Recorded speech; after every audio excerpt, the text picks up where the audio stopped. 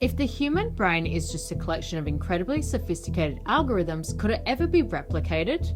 In other words, could humans invent a machine as complex as our own mind? And if we did, could that machine learn to think for itself?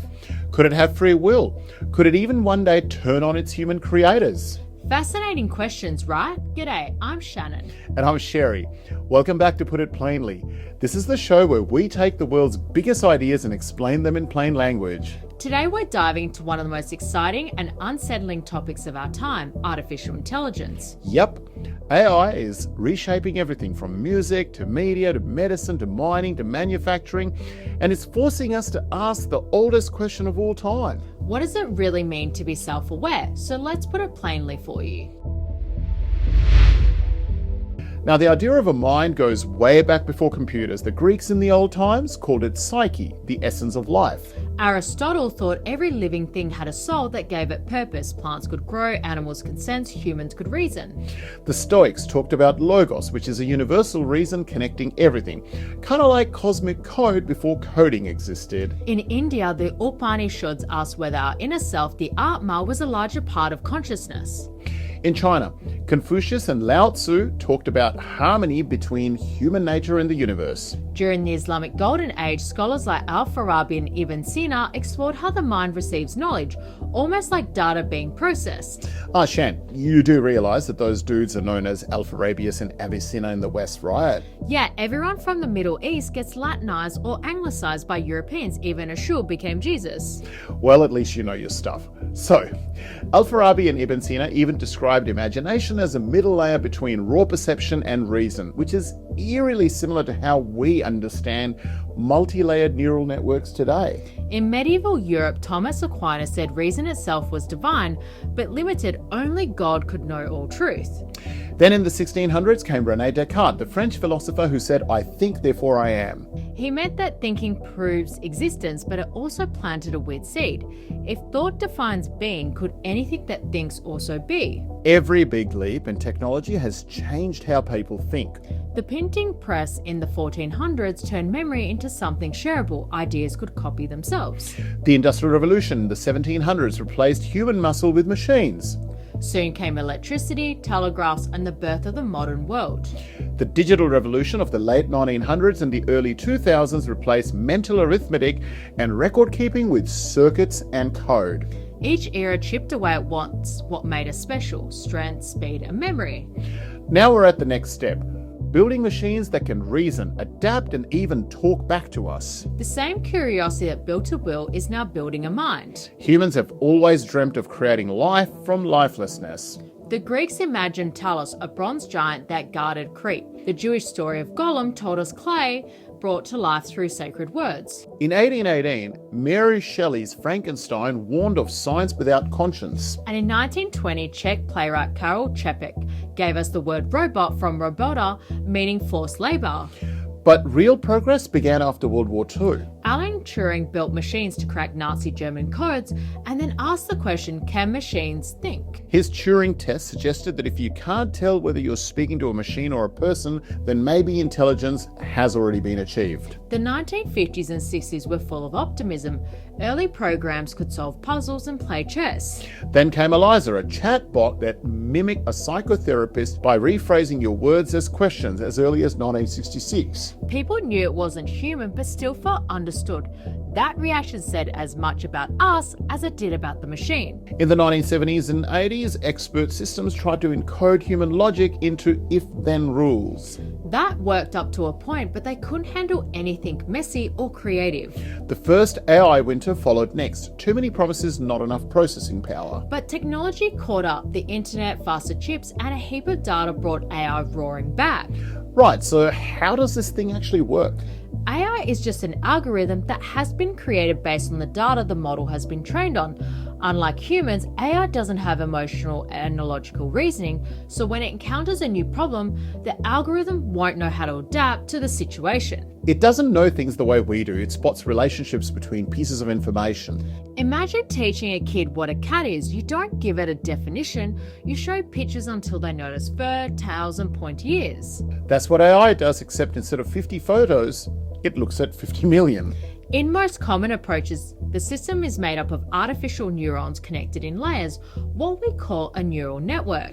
Each neuron is a tiny calculator that takes numbers in, processes them, and sends new numbers out. So when you stack hundreds of layers together, it becomes deep learning.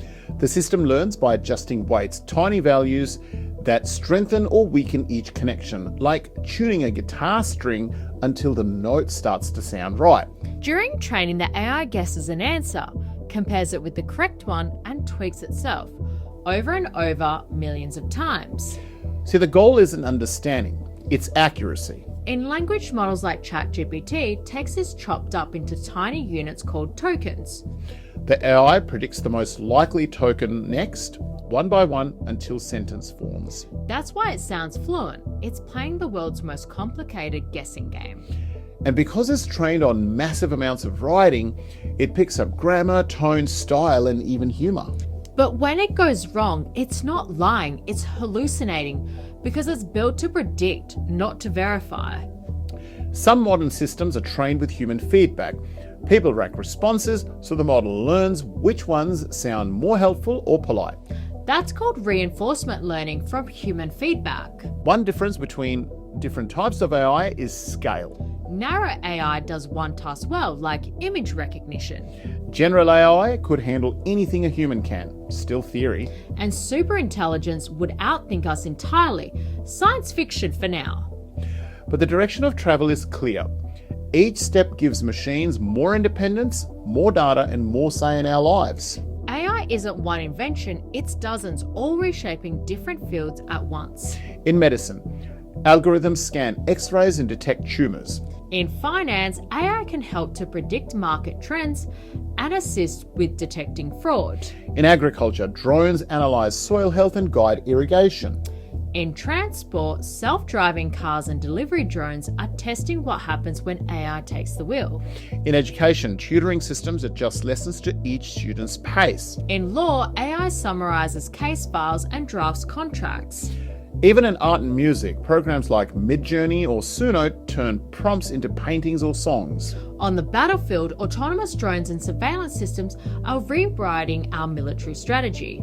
Some see that as progress, others see it as the start of an ethical nightmare. And don't forget, humans have been rehearsing this story for decades through fiction. Yep, I do recall HAL 9000 in 2001 Space Odyssey, logic without empathy. Or Data from Star Trek, The Next Generation, logic chasing empathy. Or the holographic Doctor in Star Trek Voyager, slowly learning humanity. And what about Isaac Asimov's I, Robot gave us the 3 laws of robotics, safety rules written in fiction but studied by real engineers? Well, then there's Blade Runner, Her, Ex Machina, Black Mirror. They all seem to ask the same questions. When machines act human, what happens to our own humanity? These stories aren't warnings about technology, they're reflections of our conscience and some of our worst fears. The race today isn't just between countries, it's between companies. OpenAI built ChatGPT and DALL-E putting conversation and creativity into code. Google's DeepMind developed AlphaGo and Gemini, teaching machines to master games, maths, and molecules. Meta's open source Llama models spread AI tools globally. Anthropic's Claude is designed to be more ethical and transparent. Elon Musk's Grok merges chatbots with social media. And image models like Stable Diffusion let anyone create visual art from words. Behind all of this are supercomputers in warehouses the size of stadiums and powered by thousands of integrated chips. Algorithms are the new engines of power, and data is like their oil. With power comes panic. Some fear AI will wipe out jobs, spread misinformation, and even replace us. Others see it as a key to helping find new cures and monitor the impacts of a changing climate. Now, you see, the AI doomers, as they're often called, warn about runaway systems turning against humanity, the Terminator fantasy. The AI boomers think it will spark a golden age of abundance. Well, past trends suggest both could be half right. The Y2K bug was supposed to crash civilization. It didn't. The Industrial Revolution was meant to end employment. Instead, it ended up creating new industries. But real dangers do exist. Deepfakes, disinformation, mass surveillance and algorithmic bias. Well, see, that's why governments are scrambling for rules. The European Union has its AI Act. The US has executive orders, and Australia too is looking at its own framework. Philosophers talk about alignment, meaning keeping machine goals in sync with human values. But the reality is it's tough for politicians to regulate technology that never stops evolving, without ending up getting in the way of innovation, which is the very thing that keeps their market competitive and the economy ticking. Well, let's face it, the true threat isn't killer robots, it's quiet manipulation. Systems nudging how we think, vote, or feel. The challenge is balance, innovation without destruction. So after all this, what does this tell us about AI being human? Well, that's what we're trying to figure out. Machines can already calculate faster, remember longer, and analyze deeper.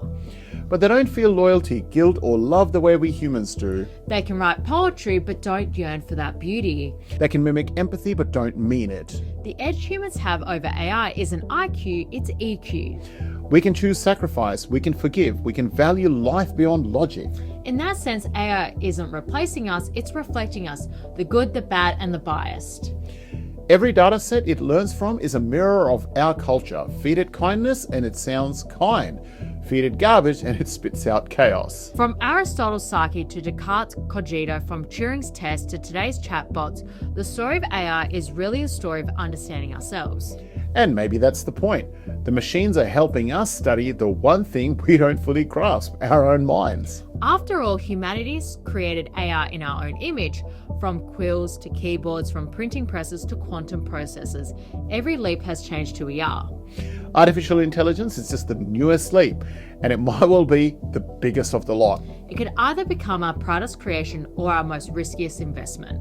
The challenge isn't building thinking machines, it's remembering to keep thinking ourselves. Remember that technology mirrors its maker. If we stay curious, humble, and moral, maybe our creations will be too. If we don't, it might copy our worst instincts faster and louder. The student may one day outlearn the teacher, but the teacher still writes the lesson plan. From ancient philosophers to modern coders, the quest for understanding hasn't changed, only the tools have. Whether this ends in wisdom or chaos depends entirely on us.